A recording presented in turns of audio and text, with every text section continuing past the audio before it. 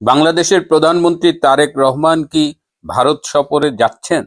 হঠাৎ করে বাংলাদেশের বেশ কিছু মিডিয়া এবং ভারতের দু একটি মিডিয়া এমন একটা ভাইব তুলেছে, তাদের মনে হচ্ছে যে তারেক রহমান হয়তো খুব সহসা ভারত সফরে যাচ্ছেন না।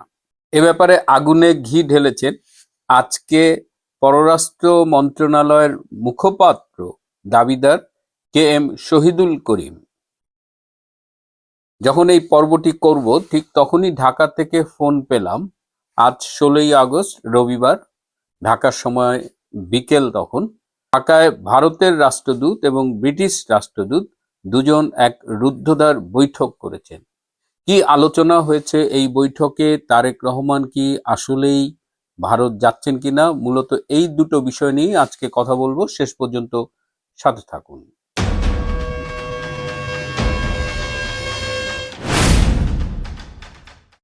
প্রিয় বন্ধুরা, প্রীতি, সালাম এবং শুভেচ্ছা নেবেন। এবার যে 12ই ফেব্রুয়ারি যে নির্বাচনটা হলো, সেই নির্বাচনী প্রচারণায় তারেক রহমান কিন্তু ভারতের বিরুদ্ধে একটি টু শব্দ করেননি। অনেকেই ধারণা করেন যেহেতু তিনি ভারতের সাথে আপোষ করে বাংলাদেশে এসেছিলেন এবং নির্বাচনে অংশগ্রহণ করে জয়লাভ করেছেন, তারই অংশ হিসেবে তারেক রহমান ভারতের বিরুদ্ধে নির্বাচনী প্রচারণায় কোনো কথা বলেননি।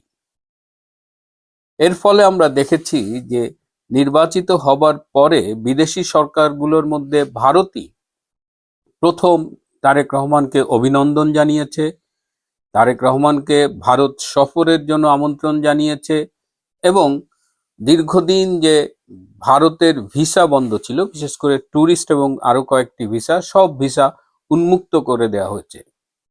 ভারত আশা করেছিল যে হয়তো বিএনপি তার ভারত বিরোধী পররাষ্ট্রনীতি থেকে সরে এসেছে। পাশাপাশি তাদের এটাও আশঙ্কা ছিল যে এটা কি তারেক রহমানের নির্বাচনী বৈতরণী পার হবার জন্য সাময়িক কোনো কৌশল ছিল। কিন্তু যতই দিন গেছে ততই ভারতের কাছে ব্যাপারটা ক্লিয়ার হয়ে গেছে যে তারেক রহমান তার প্রদত্ত প্রতিশ্রুতিগুলি ঠিকমতো রাখছে না, যে কারণে ভারত কিন্তু বেশ কিছু বিষয়ে উদ্বিগ্ন। গত কয়েকদিন ধরে যেটা বলছি, আপনারা হয়তো জানেন যে গত কয়েক সপ্তাহ ধরে আসলে ভারত এবং বাংলাদেশের মধ্যে আলোচনা চলছিল এই যে তারেক রহমানের সম্ভাব্য ভারত সফর নিয়ে। কিন্তু এর মধ্যে আইএসআই পন্থী একটি গ্রুপ এবং মিডিয়ার G4 তারা চায় না যে ভারতে তারেক রহমান এই মুহূর্তে সফরে যাক, এবং তারা নানা রকমের উদ্ভট তথ্য পরিবেশন করে মানুষকে বিভ্রান্ত করছেন। যেমন আজকে যে সংবাদ সম্মেলনটি করলেন পররাষ্ট্র মন্ত্রণালয়ের মুখপাত্র মিস্টার শহীদুল করিম, তিনি বলেছেন যে সফরের আগে ভারত বাংলাদেশ সম্পর্কটা অনুকূল হতে হবে এবং তিনি শেখ হাসিনার প্রত্যর্পণ এবং হাদি হত্যার সন্দেহভাজন খুনিদের প্রত্যর্পণের কথা বলেছেন। আজকে বাংলাদেশ সময় দুপুর 12টা 40-এ ভারতের পররাষ্ট্র মন্ত্রণালয় থেকে বাংলাদেশের পররাষ্ট্র মন্ত্রণালয়ে একটি দীর্ঘ নোট ভার্বাল পাঠানো হয়েছে। এই নোট ভার্বালে খুব স্পষ্ট করে ভারত সরকারের পক্ষ থেকে জানিয়ে দেওয়া হয়েছে যে কেন তারা এই মুহূর্তে শেখ হাসিনাকে প্রত্যর্পণ করবেন না, এমনকি হাদির সন্দেহভাজন আসামিদেরও তারা ফিরিয়ে দেবেন না। শেখ হাসিনাকে প্রত্যর্পণ করার প্রশ্নই ওঠে না এই কারণে, কারণ বাংলাদেশ ভারত বন্ধি প্রত্যর্পণ চুক্তির 11 পৃষ্ঠার 3 নম্বর অনুচ্ছেদের শেষখানে স্পষ্টভাবে লেখা আছে কোনো বিতর্কিত আদালত, কোনো ক্যামেরা ট্রায়াল, কোনো সামরিক আদালত, এইসব আদালতের বিচারের ক্ষেত্রে সাজাপ্রাপ্ত বন্দী বা আসামি বা যাই বলেন না কেন তাকে ফিরিয়ে দেওয়া হবে না। এবং যে আইসিটির সাজানো প্রহসনমূলক বিচারে শেখ হাসিনার সাজা দেওয়া হয়েছে, সেই আইসিটি, সেই বিচার প্রক্রিয়া সবই এতটাই বিতর্কিত যে ভারত এই প্রত্যর্পণ চুক্তির শর্ত অনুযায়ী শেখ হাসিনাকে ফেরত পাঠাবে না। তাহলে কেন হাদি হত্যার আসামিদের ফেরত পাঠাবে না, সেই ব্যাখ্যাও কিন্তু এই নোট ভার্বালে ভারতের পক্ষ থেকে দেওয়া হয়েছে। ভারত স্পষ্ট করে জানিয়েছে যাদের হাদি হত্যার সন্দেহে গ্রেপ্তার করা হয়েছে, ভারতে তারা পুলিশের কাছে যে স্টেটমেন্ট দিয়েছে সেখানে ডক্টর ইউনূসের বেশ কয়েকজন উপদেষ্টার নাম উঠে এসেছে। এছাড়াও বাংলাদেশের আরো কিছু ভিআইপি মানুষের নাম উঠে এসেছে। ভারতের পক্ষ থেকে সেই বিষয়গুলো খতিয়ে দেখা হচ্ছে। সুতরাং এই মুহূর্তে হাদির আসামিদেরও ফিরিয়ে দেওয়া সম্ভব নয়। এই নোট ভার্বালের পরেই কিন্তু এই শহীদুল করিম সাহেব এই সংবাদ সম্মেলনটি করেছে। আমার একটা ছোট্ট প্রশ্ন আছে, তারেক রহমান ভারতে যাবেন কিনা এটি নিয়ে কে কথা বলবেন? পররাষ্ট্র মন্ত্রী আছেন, পররাষ্ট্র উপদেষ্টা আছেন, পররাষ্ট্র প্রতিমন্ত্রী আছেন। এরা কথা না বলে এই কোথাকার কোন শহীদুল করিম, যিনি আগে সম্ভবত ধর্ম মন্ত্রণালয়ে ছিল এবং যাকে জামাতি মতাদর্শের বলেই লোকজন জানে, তিনি এই বাংবু মিডিয়া এবং ভারতের দু একটা মিডিয়ার সাথে কণ্ঠ মিলিয়ে আজকে এই সংবাদ সম্মেলনে যেটা বলেছেন সেটা আসলে পররাষ্ট্র মন্ত্রণালয়ের ভেতরের সত্যের প্রতিফলন নয়। আজকেও আমরা পররাষ্ট্র মন্ত্রণালয়ের সাথে যোগাযোগ করে নিশ্চিত হয়েছি যে পররাষ্ট্র মন্ত্রণালয়ের পক্ষ থেকে তারেক রহমানের সম্ভাব্য ভারত সফরের সব রকমের প্রস্তুতি গ্রহণ করা হচ্ছে। এখন তারেক রহমান যাবেন কিনা, ভারতের কিন্তু বিশেষ করে ৬টি ব্যাপারে উদ্বেগ রয়েছে। ডক্টর ইউনূস তার ১৭ মাসের অবৈধ শাসনকালে তিনি আঞ্চলিক এবং বৈশ্বিক এমন কিছু কৌশলগত চুক্তি করেছেন যেগুলো পরোক্ষভাবে বা প্রত্যক্ষভাবে ভারতের বিরুদ্ধে যায়। তিনি ভারতের বিরুদ্ধে বলতে গেলে এক ধরনের জেহাদ ঘোষণা করেছিলেন।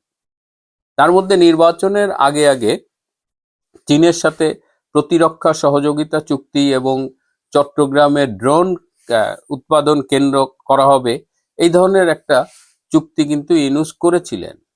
এই চুক্তিটি নিয়ে ভারত উদ্বিগ্ন, বিশেষ করে ভারতের সীমান্তের মাত্র ১০০ কিলোমিটারের মধ্যে এই ড্রোন উৎপাদন কারখানা, এটি ভারতের জন্য স্বস্তিকর নয়। এছাড়াও ভারত তাদের যে শিলিগুড়ি যে চিকেন নেক, তার কাছাকাছি বাংলাদেশের ভেতরে কোনো বিতর্কিত সামরিক প্রজেক্ট হোক, এটা কিন্তু ভারত চায় না। এছাড়াও আরেকটা উদ্বেগের কারণ যে পশ্চিমবঙ্গ এবং আসাম সীমান্ত এলাকায় অধিকাংশ সংসদীয় আসনে জামাতের এমপিরা জয়লাভ করেছে। এটি ভারতের জন্য একটি চিন্তার কারণ। জামাত যতগুলো আসনে জয়লাভ করেছে তার ৭০% আসনই কিন্তু এই ইন্ডিয়া বাংলাদেশ বর্ডার বরাবর, বিশেষ করে খুলনা, রংপুর এবং রাজশাহী। এছাড়া ভারত বাংলাদেশের কাছে স্থলপথে ট্রানজিট চায় যাতে তারা নেপাল এবং ভুটানে যেতে পারে। ভারতের পক্ষ থেকে বাংলাদেশকে স্পষ্ট জানিয়ে দেওয়া হয়েছে আগামী ২১ থেকে ২৪ আগস্টের মধ্যে যদি তারেক রহমান ভারত সফরে না যান তাহলে এই বছরে আর এই তারেক রহমানের সফরের জন্য ভারতের কাছে কোনো তারিখ খোলা নেই। সুতরাং এখন তারেককে সিদ্ধান্ত নিতে হবে, যদি এই বছরে তিনি ভারত সফরে যান তাহলে এই ২১ থেকে ২৪ আগস্টের মধ্যেই তাকে যেতে হবে। এর মধ্যে ঢাকা থেকে খবর পেলাম যে আজকে বিকালে ঢাকায় ভারতের রাষ্ট্রদূত দীনেশ ত্রিবেদী এবং ব্রিটিশ রাষ্ট্রদূত সারা কুকের মধ্যে একটি রুদ্ধদ্বার বৈঠক হয়েছে। এই বৈঠকের বিস্তারিতটা আমি এখনো পাইনি, সম্ভবত আমি পাবো রাত্রে এবং আগামীকাল আপনাদের জানাতে পারবো। কিন্তু প্রাথমিকভাবে যতটুকু জানতে পেরেছি যে এই বৈঠকটি হয়েছিল মূলত শেখ হাসিনার ফেরার পরে বাংলাদেশে তার নিরাপত্তা নিয়ে। আপনাদের একটু জানিয়ে রাখি যে শেখ হাসিনার ফেরার পরে বাংলাদেশে তার নিরাপত্তার দায়িত্ব নেবেন আমেরিকা, ইংল্যান্ড, ফ্রান্স এবং ভারত। এই 4টি প্রভাবশালী দেশ তারা শেখ হাসিনার নিরাপত্তা নিশ্চিত করবেন।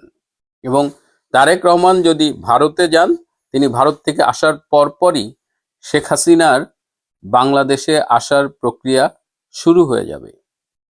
এখন তারেক রহমান যদি না যান তাহলে কি হবে? আমি একটু ইতিহাসের কাছে যাব। ২০১৩ সালের মার্চ মাসে সেই সময়ের ভারতের রাষ্ট্রপতি শ্রী প্রণব মুখার্জি বাংলাদেশ সফরে এসেছিলেন এবং বিএনপি চেয়ারপারসন খালেদা জিয়ার প্রণব মুখার্জির সাথে দেখা করবার জন্য বৈঠকের সময় তারিখ সবকিছু ফাইনাল করা ছিল, কিন্তু শেষ মুহূর্তে বেগম খালেদা জিয়া সেই বৈঠকটি ক্যান্সেল করেছিলেন। তিনি বলেছিলেন যে তার নিরাপত্তার ঝুঁকি রয়েছে, কারণ ওই একই দিন আবার জামাতে ইসলাম হরতাল ডেকেছিল।